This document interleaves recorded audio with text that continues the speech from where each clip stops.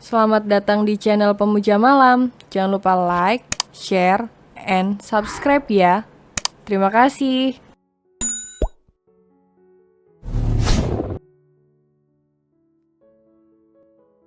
Chapter 8 Amarah yang Terpendam. Wildan terlelap di sofa saat waktu menunjukkan jam 2 dini hari. Ia terbangun saat Tini mengguncang tubuhnya. "Bang Wildan, bangun!" seru Tini. Wildan segera membuka mata. "Kenapa?" tanyanya. "Aku sama Tini mau balik," kata Arman. "Ya sudah, hati-hati, dan ini uang buat beli sarapan dan jajan kalian." Wildan mengambil dompet dari saku celana. Dari sana dia mengambil uang sebesar Rp150.000. Tini terkejut, karena tidak biasanya Wildan memberi uang sebesar itu. Mulutnya sampai sedikit menganga. "Bang Wildan yakin ngasih segini?" tanyanya. "Udah, Tin, harusnya kau senang. Kita hari ini bisa jajan sepuasnya di sekolah." Imbuh Arman yang langsung mengambil uang dari tangan Wildan. "Kau itu, men, kalau masalah uang matanya pasti langsung hijau," timpal Wildan. "Makasih ya, Bang." Tini segera mencium tangan Wildan. Hal serupa lantas dilakukan Arman. Keduanya lantas pulang karena harus sekolah.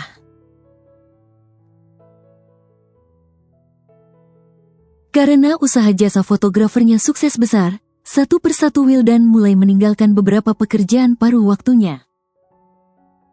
Dia membuat alasan kalau dirinya harus menjaga ibu yang sedang sakit.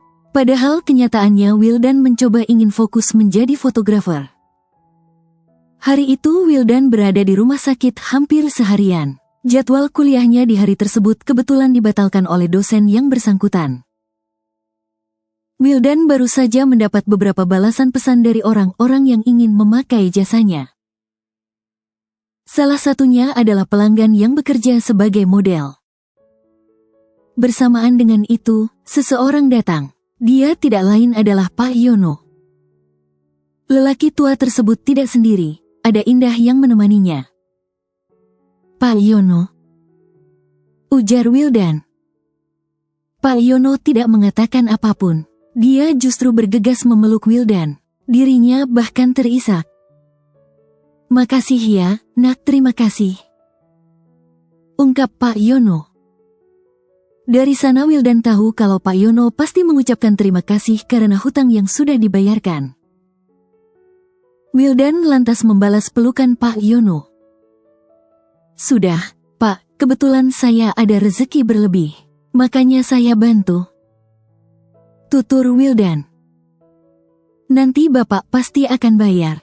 Karena kamu, Indah selamat dari Rojali dan antek-anteknya," ujar Pak Yono. "Syukurlah kalau mereka sudah berhenti gangguin Pak Yono dan Indah," tanggap Wildan. Perlahan Pak Yono dan Indah menatap Nia yang terbaring di hospital bed. Kedatangan mereka sekarang tidak hanya karena ingin berterima kasih, tetapi juga sekalian menjenguk ibunya Wildan. Mengingat lelaki itu sudah memberikan kabar pada tempat dirinya bekerja kalau sang ibu sedang sakit. Di sana Pak Yono, Indah, dan Wildan saling mengobrol. Wildan tak lupa memperkenalkan ibunya dengan Pak Yono dan Indah. Waktu kala itu menunjukkan jam 2:30. Dari balik pintu, Arman muncul. Namun kali ini dia tidak hanya datang bersama Tini. Ada seorang cewek berseragam SMA yang juga ikut bersamanya. Mata Wildan terbelalak saat melihat cewek yang datang bersama Arman. Dia tidak lain adalah Aleta. Wildan lebih terkejut saat mendengar ucapan Arman. "Bu, kenalkan ini Aleta. Dia pacarku, katanya mau jenguk ibu ke sini," kata Arman. Sama seperti Wildan, Aleta juga dibuat kaget sekali. Apalagi saat Arman memperkenalkan bahwa Wildan adalah kakaknya. Wildan dan Aleta lantas saling melempar pandang. Keduanya tak percaya akan dipertemukan lagi. Parahnya mereka dipertemukan dalam suasana yang agak gila. Orang yang paling khawatir jelas adalah Aleta, mengingat Wildan mengetahui pekerjaan yang digelutinya. Aleta saat itu merasa malu sekali, terutama ketika mengingat dengan segala hal yang pernah dirinya lakukan pada Wildan. Untuk sekarang mereka hanya bisa saling diam, bersikap seolah tidak kenal satu sama lain. Wildan sendiri berusaha bersikap senormal mungkin, terlebih masih ada Pak Yono dan Indah di sana. Tak lama kemudian, Pak Yono dan Indah pulang. Bersamaan dengan itu, Aleta juga ingin pamit pulang. Jujur saja, cewek tersebut merasa tidak karuan sejak tadi. Arman bahkan dibuat bingung akan perbedaan sikap Aleta. "Kok kamu ikutan pulang juga sih? Baru sebentar di sini," ujar Arman. "Aku kebetulan ada kesibukan," sahut Aleta berkilah. "Biarkan saja dia pulang, men. Mungkin dia memang ada kesibukan kan?" Wildan mendadak bersuara. Aleta sontak menatapnya, apalagi nada bicara Wildan terkesan seperti kalimat sarkas. "Ya udah, aku pulang. Pamit ya, Tante." Aleta mencium tangan Nia untuk berpamitan, namun dia tak berani melakukannya pada Wildan dan langsung berjalan cepat keluar kamar. "Sayang, abangku nggak kau salamin?" seru Arman seraya bergegas menyusul Aleta. Wildan yang melihat, geleng-geleng kepala. Dia merasa kesal baik pada Arman maupun Aleta. "Lihat tuh anak ibu, udah pacaran aja, ceweknya nggak bener lagi," keluhnya. Mendengar itu, Nia justru tersenyum. Ia membalas, "Kenapa, kamu iri ya?" "Apaan sih, Bu? Mana mungkin aku iri, aku cuman khawatir aja," bantah Wildan. "Udah deh, Bang, mending Bang Wildan segera cari pacar juga, nanti bisa keduluan Kak Arman nikahnya," celetuk Tini. "Idih, anak yang satu ini, sok tahu sekali ya." Wildan mengacak-acak puncak kepala Tini sambil menggertakkan giginya. Tini dan Nia lantas terkekeh menyaksikan Wildan yang menurut mereka sedang iri pada Arman. Di luar, Arman mencoba membujuk Aleta untuk kembali dan berpamitan pada Wildan. Namun cewek itu menolak.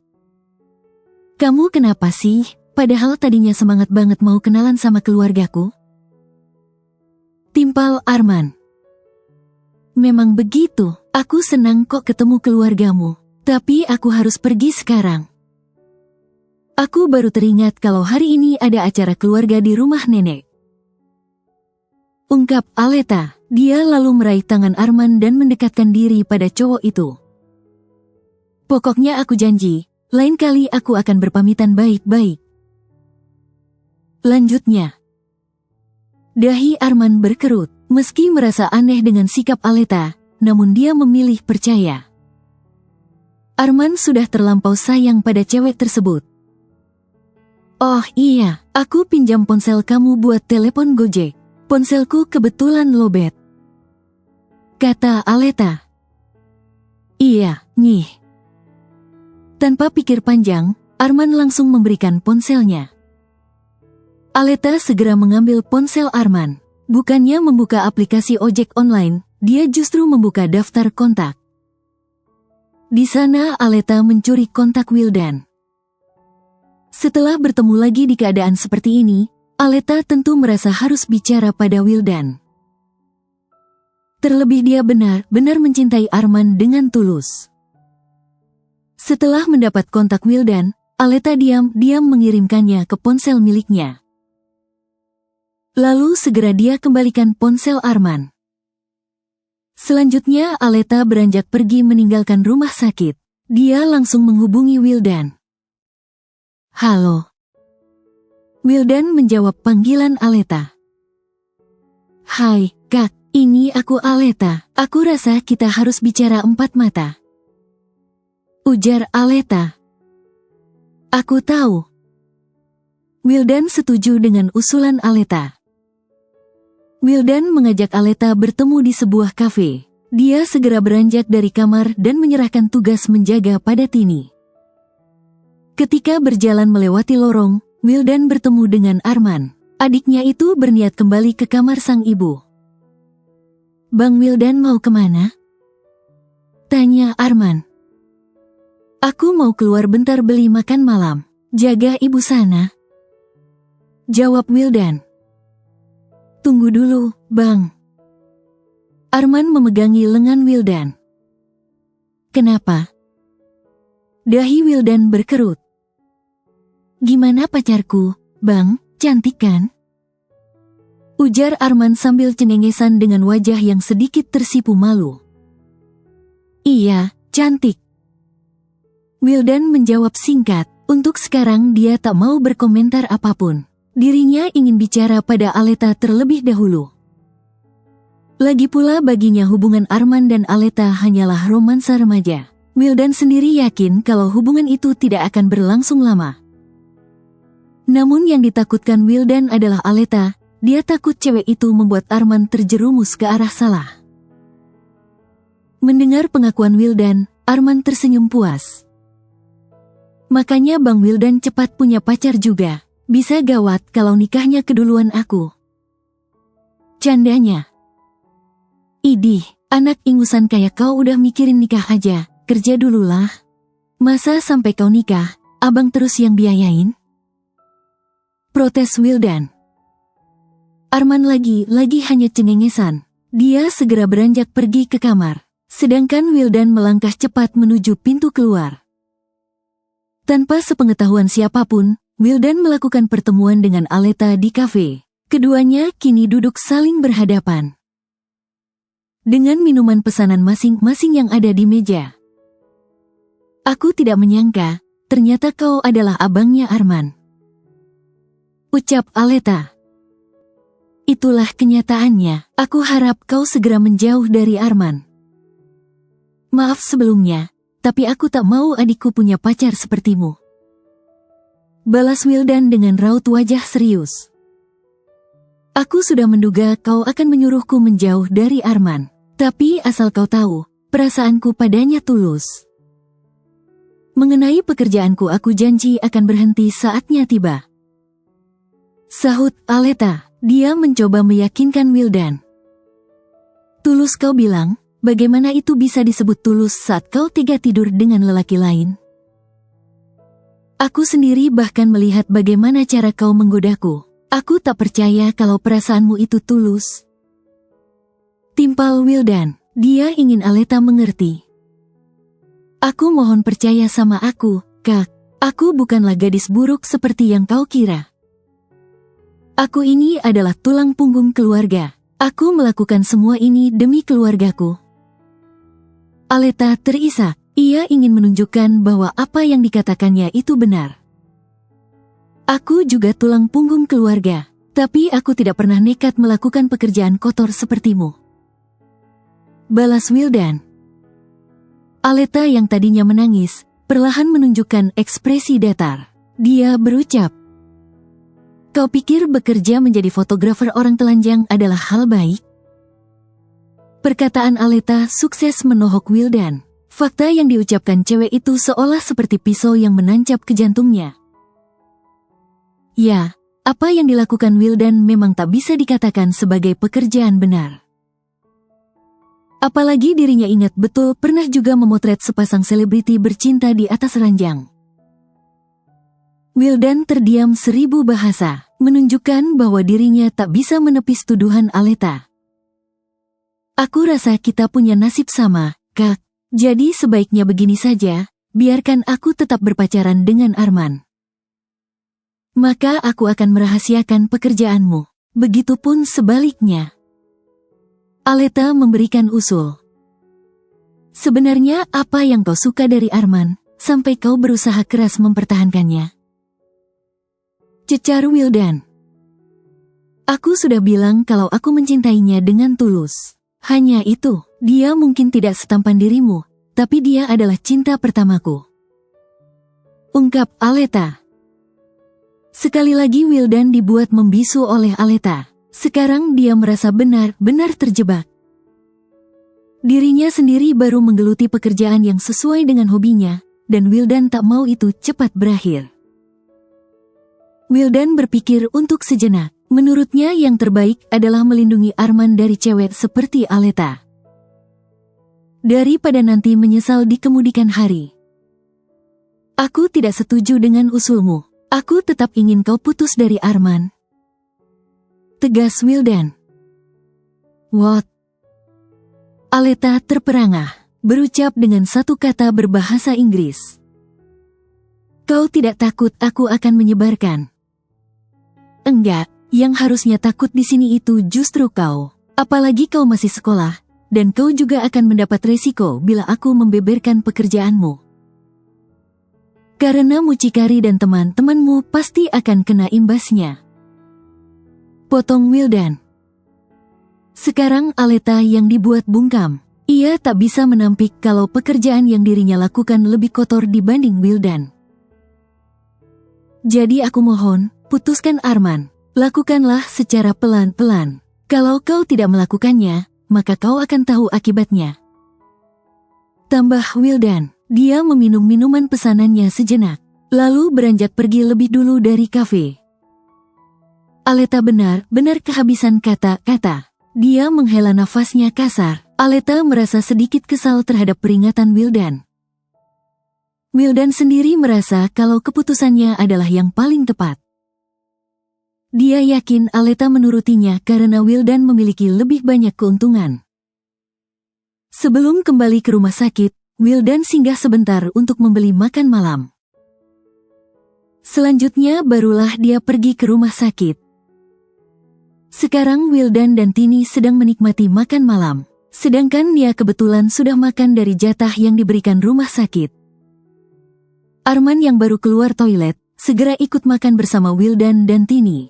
Namun saat hendak duduk ke lantai, dia tak sengaja menyenggol tas Wildan yang ada di meja, hingga menyebabkan tas tersebut jatuh. Terdengar suara retakan keras sebuah benda dari sana, membuat Wildan sontak merasa cemas. Hal serupa juga dirasakan Arman. Lelaki itu segera mengambil tas sang kakak. Arman, apaan sih kamu?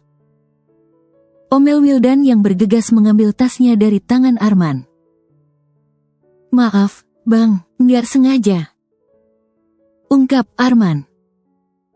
Wildan segera memeriksa kameranya. Dia kaget sekali tatkala melihat lensa kameranya pecah. Kerusakannya terlihat cukup parah.